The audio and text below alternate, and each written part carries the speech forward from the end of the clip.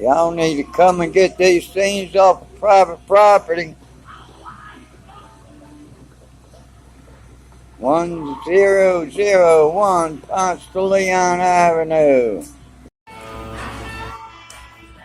Two more bird scooters at the Publix on Ponce de Leon. It's private property, folks. International to be advised which of the 4 dozen pronouns are appropriate for your situation. We, us, are the leading pronoun dissemination service. Don't get caught in the crosshairs of a woke political hierarchy that uses the issue of pronouns as a distraction from their inability to solve hunger, homelessness, or street violence. Play the game so you don't have to get blasted by the hundreds of morons on Twitter. Pronouns International. Call us so we can tell you what to call others.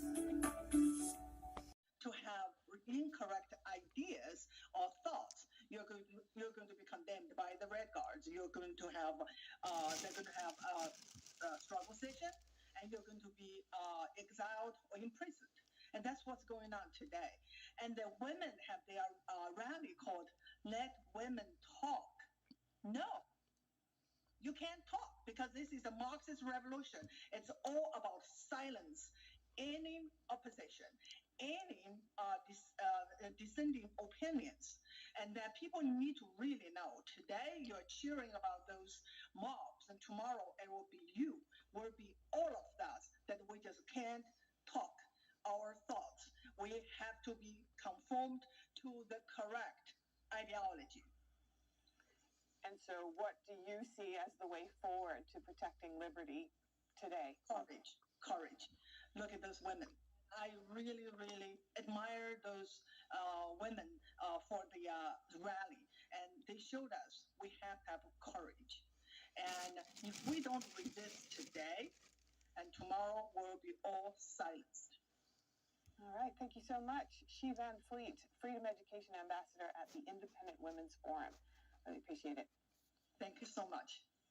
Had as their objective for decades, in fact for generations, the utter destruction of the United States and our system of free, limited, and constitutional self-government.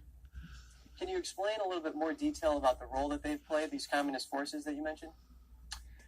Well, the Soviet infiltration of America's institutions goes back almost a century. And at one point, it became so ubiquitous that our government, our entertainment, our media were actually filled with known Soviet agents. A lot of this came out in the Venona documents. The NSA, our intelligence agencies, had actually intercepted certain communications and were finally able to decrypt them. So we know that there was massive communist infiltration of our institutions.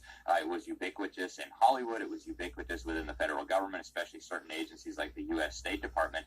And obviously the public schools was one of the key institutions that were targeted. Bella Dodd, one of the communist defectors, said that typically the teachers' unions, the National Education Association in particular, would adopt the positions of the Communist Party the very year after the Communist Party adopted them. So we did have foreign subversion, foreign infiltration, but of course there were major domestic players as well. The U.S. Congress investigated back in the early 1950s the tax-exempt foundations, and what they found was that these foundations had been waging a campaign of what the congressional investigators described as subversion against America. In fact, they said there had been a revolution in the United States, and they talked about the revolution as being in the past tense, as in something that took place in the 30s and 40s, that never would have been possible if the foundations had not used the education system to prepare the way in advance. So there has been a very deliberate campaign to undermine the principles our nation is founded on, the patriotism, and of course the morality of the American people, and it's been very successful. And Alex, you touch on some of these deep roots to this subversion. America's youth lags about 25% behind on average, the elder generation, in upholding these values. What will happen to this country, and the world for that matter, if this trend continues? I think our former president, John Adams, put it best, a very famous quote. He said, "Our Constitution is made only for a moral and religious people. It is wholly inadequate to the government of any other." And he is absolutely correct. In fact, this was widely understood among our founding fathers. In fact, the nation would never have been founded had it not been for the faith of our founders. In fact, they said so clearly in our founding documents. They said they were going to rely on divine providence for freeing our nation from the tyranny of the British government. And I think it's very plain to see that you cannot have a free system of government without a people that is moral, that is willing to govern themselves. And unfortunately, we're very rapidly approaching a tipping point, I think, where if this is not stopped, our free institutions, our political institutions are going to collapse, and something horrific will replace them. Going all the way back to the founding documents. Alex Newman, president of the Liberty Central Media, it's so great to have your analysis. KFC has teamed up with white rapper Jack Harlow for a limited edition chicken meal. White rappers, fried chicken is nothing sacred. The meal includes a spicy chicken sandwich, secret recipe fries, mac and cheese, and a side of ranch and a lemonade. The rapper explained that it was the fastest way he could make sure all his fans got diarrhea. A man who snapped selfies with his murder victims is charged in 6 deaths. Hope you didn't put that on Instagram, but if he did, it's still better than half of your brunch pictures. And gas prices surged to a record high in several U.S. states, hitting $5 a gallon. $5 a gallon. If you think Americans were shooting each other too much before, you ain't seen nothing yet. How much does it cost to fill up my Ford F-150? That's going to cut into my bullet budget. Turkey is rebranding itself so it won't be associated with the bird that's popular to eat during the holidays. From now on, it'll be known as Turkia. Because, yeah, that sounds way cooler. Meanwhile, Hungary is over in Europe. Hey, you know we've been Magyar for like 10 centuries and still you knobs call us Hungary? Can we do that? Just rename a place? Kiev is now Kyiv. Czechoslovakia is now Czechia. I say we do it here. From now on, Canada is now going to be Canada, na, na, na, na, na, hey, goodbye. Go around. In a world seemingly consumed by dictators, tyrants, and autocrats, some believe that democracy might be on the decline. And here to cast his vote is Chuck. Hey, buddy. Hey, buddy. So is democracy on the decline? Ooh, sure is. Last week there was an election in the most important place in the entire world. Where's that? Ontario, Canada. Why so important? It's where I live. And the democracy I care about the most is the one I keep my stuff in. Did you vote? Oh, I sure did, JP. Not only that, but the candidate I voted for won. So I totally get to take credit. Congratulations. But was voting easy? Oh, yeah. No lineup at all. No lineup? Wow. Actually, what I was thinking was no lineup. Uh-oh. Lowest voter turnout ever. Congratulations, Ontario. You didn't do it. 43% registered voter turnout. That's pretty low. Is anyone lower? No, kinda. In Hong Kong, they had an election where just over 30% of people voted in what was called the Patriots Only election. Patriots only? Yeah, the Chinese Communist Party chose the candidates, so it was kind of like eating off a vegan menu. Limited choices. Yeah, none of them good. When we have to look at an obviously fixed election in China to feel good about our own performance, it's time to reassess. Our democracy isn't perfect, but it takes less time and effort to vote than it does to buy cannabis. Yeah, it does. Amen to that. Are we talking about voting or buying cannabis? I can't remember, but freedom though, right? No one's going to take our freedom because we're giving it away by not using it. Democracy is like a busy delicatessen on a Friday afternoon. When they call your number, be ready to make your decision fast, because if you aren't, they're going to run out of potato salad and your barbecue is going to suck. I don't even want to be free if there's no potato salad. Well, then vote. Too many of us treat democracy like an exercise bike sitting in the basement. Oh, it'll always be there. No need to exercise today. I can always do that later on. Sometime. In the future.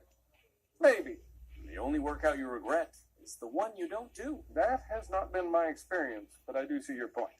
On some things, we vote in high numbers. TV talent shows, new potato chip flavors. Everyone sure pipes up when it's time to pick the toppings for a pizza. Do you like pineapple on pizza? Well, why don't we fly to Hawaii and talk it over? Vote. Use your voice. Practice your franchise. Do your civic duty. And above all, don't steal the little pencil. We don't have enough for everyone. Everyone gets a vote in my house. Oh, yeah? What happens if everyone votes and then your wife disagrees? Then the vote doesn't count. You live in a monarchy. Yep. God save the queen. Chuck, everyone.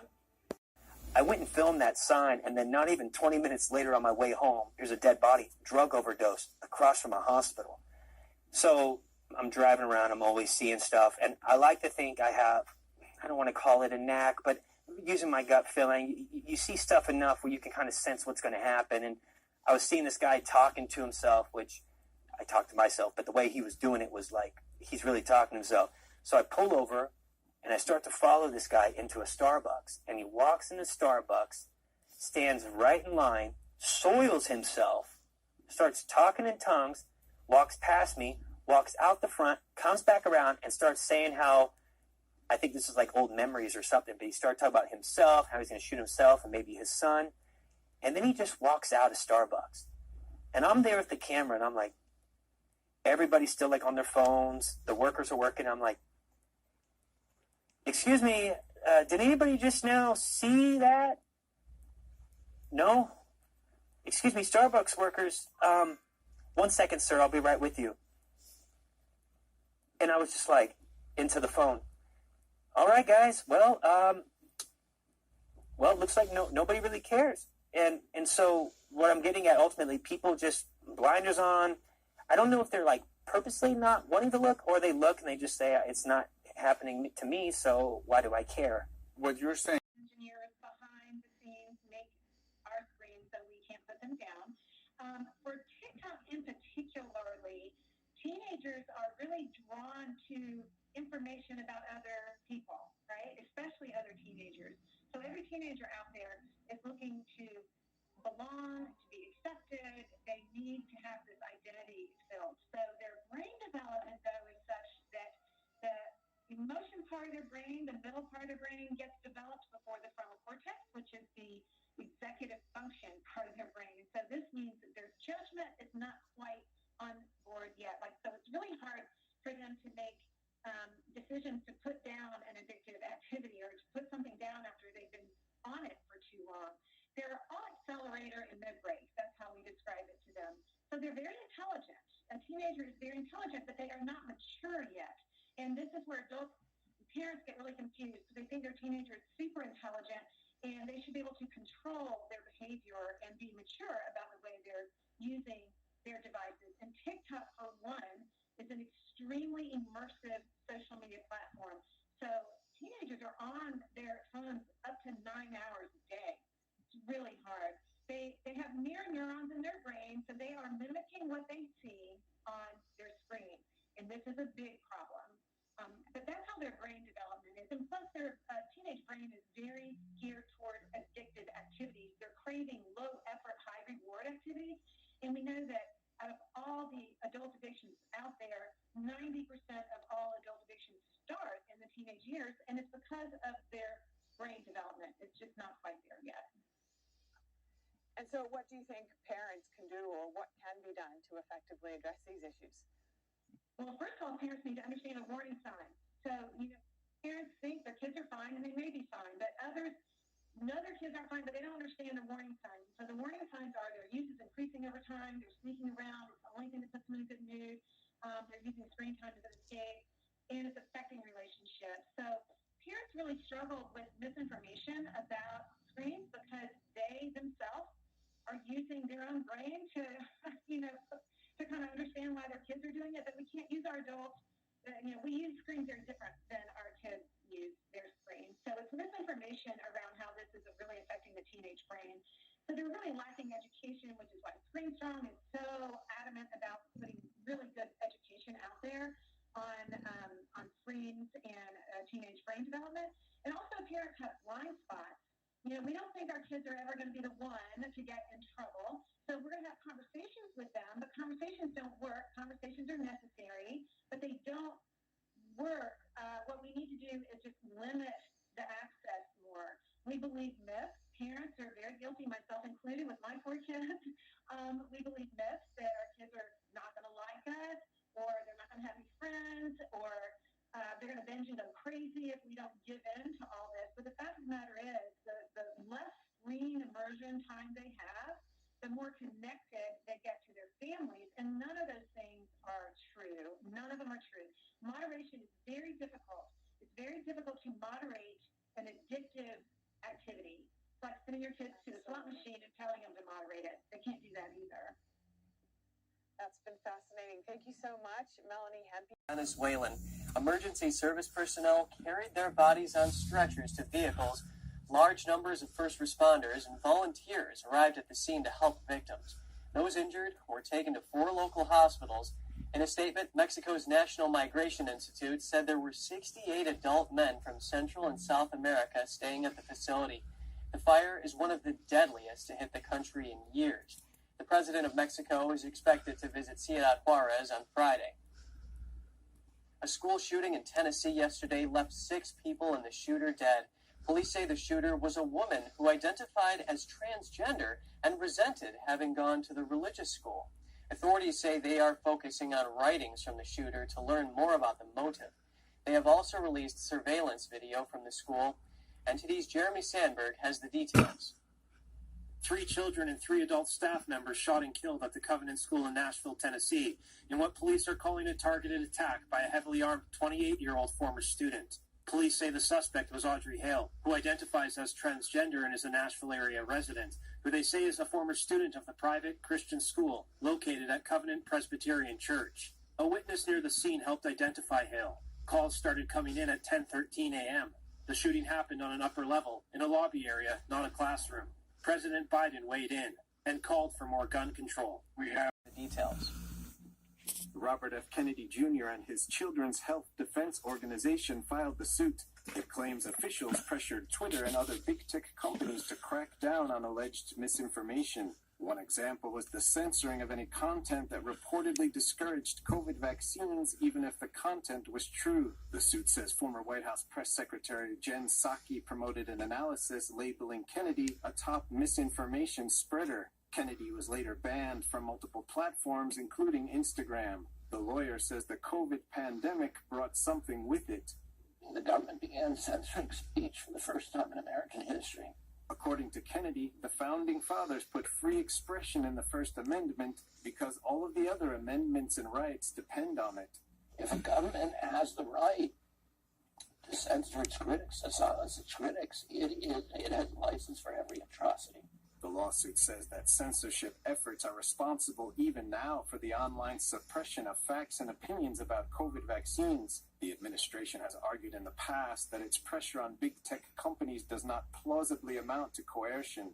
Meanwhile, a new report highlights the extent to which former Department of Justice employees are now working at big tech firms. The American Accountability Foundation investigated the resumes of recent hires. It found that more than 360 current employees of Google, Amazon, Microsoft, Apple, and Facebook are former DOJ employees. Likewise, more than 40 DOJ employees previously worked at big tech firms. Congressman Matt Gaetz recently broached a similar concern about lobbying groups while questioning Raven Group's Elliott Williams. Mr. Williams, wouldn't the American people feel like this government wasn't so weaponized against them if there wasn't such a revolving door between Department of Justice senior officials and lobbying? The American Accountability Foundation says the DOJ and big tech have a shared political agenda to silence conservative voices. Daniel Monahan, NTD News. Investigation into alleged election tampering in 2020. He says the DA has to respond to Trump's petition to shut down the grand jury. The special grand jury has reportedly recommended multiple charges linked to conspiracy and other misconduct, but no defendants have been identified. Trump's request is an effort to end a year-long probe into claims that he and his aides meddled in the 2020 election. The investigation was started in early 2021 and was mostly based on a recorded phone call between Trump and Georgia's Secretary of State. Trump appeared to pressure the official to find enough votes to overturn his electoral loss in Georgia. School choice in Florida. Governor Ron DeSantis this week signed the state's universal school choice bill into law. He says it will especially help low-income families. Critics point out it's not clear how much taxpayer money will be used. Here's the story. Florida Governor Ron DeSantis on Monday signed the state's universal school choice bill into law. DeSantis called the law the largest expansion of education choice, not only in the history of this state, but in the history of these United States. The governor says Florida already has 1.3 million students attending a school of their choosing. That's through private scholarships, charter schools, and district choice programs. And if you look at our full-time choice community of 1.3 million, that is a number larger than the entire K-12 enrollments of 35 other states. The bill removes financial eligibility restrictions for the taxpayer-funded vouchers program for use in private schools and allows any student eligible in grades K through 12 to participate in the program. Andrew Spar is president of the Florida Education Association Teachers Union. He says the law will divert public money to private schools. In his words, it will drain billions of taxpayer dollars away from the neighborhood public schools that nearly 90% of Florida's parents trust to educate their children. Additionally, this new law will hand over that public money to unaccountable, corporate-run private schools. However, according to DeSantis, the bill lifts school performance by forcing schools to compete. Critics point out that it's apparently not clear how much expanding the voucher program will cost. Florida House Democratic leader Fentress Driscoll says that cost and accountability are grave concerns. In her words, "I am personally concerned, and I think many in our caucus share the sentiment that this could be devastating to Florida's public schools."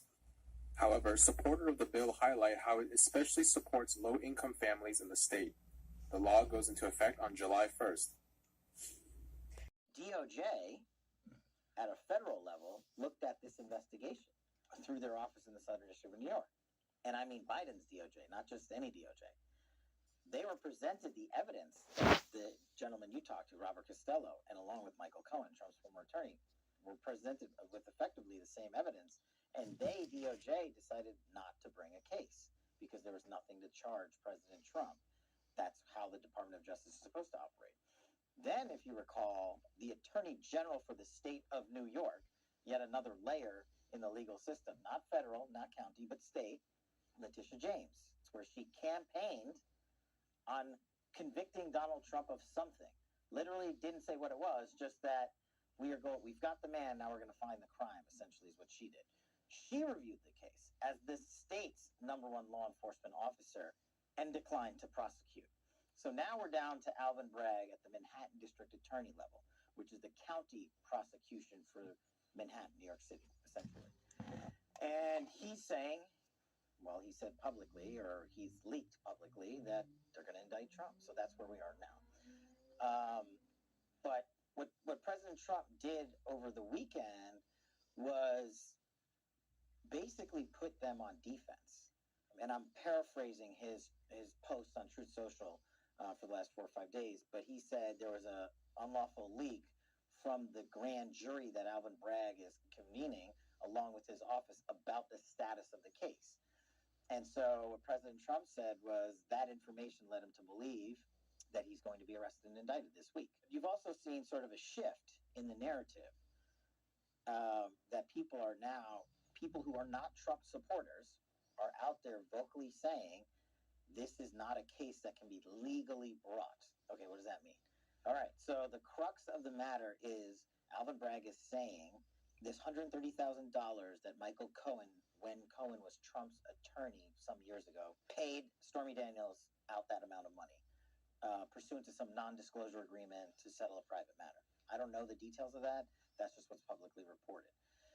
And now they're saying that, A, that's a misdemeanor. And if that's the case, the statute of limitations on that misdemeanor charge is 2 years. So we're well past that. So what they have to do to even secure a charge that survives the statute of limitations is tie that misdemeanor to a felony. This is where it gets legally problematic from my understanding. There's no New York State felony they can tie it to. They're attempting to tie it to a federal law felony, which you can't do that. There are two court systems for a reason. Federal law on this side and state. Well, and it sounds like those systems decided there's nothing here. 2 of them did, right? At the New York statewide level, they decided that, and at the federal DOJ level, they decided that as well. And let's put a pin in that for a second. If you recall, Hillary Clinton, when she used campaign finance dollars to pay $1 million for the Steele dossier, which she listed as a legal fee, because Perkins Coie took that money and then paid Fusion GPS and Christopher Steele, the DOJ did not prosecute her there. Instead, the FEC ended up finding her some 4 or 5 years later for a monetary amount in a civil fine. And so if that's the precedent, because the facts to me are analogous to that exact situation, Alvin Bragg is saying the money that Michael Cohen used to pay was hidden as a legal fee as payment to this person for X, Y, or Z. Well, if that's the case, then there's no crime. So, Gash, we keep hearing this term as we talk about, legal realities, of grand jury, right? So how does this actually work? What does it mean that this grand jury was canceled, at least temporarily? How is this going to play out? Yeah, great point. I think it's worth just quickly summarizing what this is. For me, it's old hat because of my past. But grand juries, whether at the state or federal level, are convened. They're larger than the juries you see at trial. If you think of a TV crime show where you see the lawyers standing up in a courtroom with the judge and the box over there with the jury. Those are usually 6 to 12 people. Grand juries are much larger, anywhere from 24 to about 36 people. And they convene for a lengthy period of time, but not every day. Because the grand jury, remember this is the distinction that people forget. Alvin Bragg may be the district attorney, but the grand jury has to bring the charging document. The district attorney comes in and presents evidence through his prosecutors to the grand jury. They say, we think a crime has been committed. Here is the evidence. Witnesses, documents, videotapes, recordings, what have you, right? In the grand jury, the standard in the grand jury is a preponderance of evidence. What does that mean? 51% to 49. Not that the defendant committed the crime, just that was it more possible than not that the crime was committed. That's all the grand jury's job is. That's it. They are not testifying or making a claim about guilt or innocence. They're just saying there's sufficient evidence to charge. Then those cases go to trial like we all see, and then the standard is guilt beyond a reasonable doubt, which it should be. It's a constitutional standard. And so what Alvin Bragg has been doing these however many months is convening this grand jury. But since there are people in the community who are called in for months at a time, they can't just come in at the drop of a dime. So we as prosecutors schedule them ahead of time. We say, hey, this grand jury investigating this case needs to sit on Monday, Tuesday, and Thursday of this week, next week, and the following week, so that people can change their schedules and get in on time. What rarely happens is the schedule has been set, and the grand jury, like this week, was convened for Monday, Tuesday, and Wednesday, and then at the last minute, the prosecutors come in and say, you're canceled, meaning we don't need to convene today.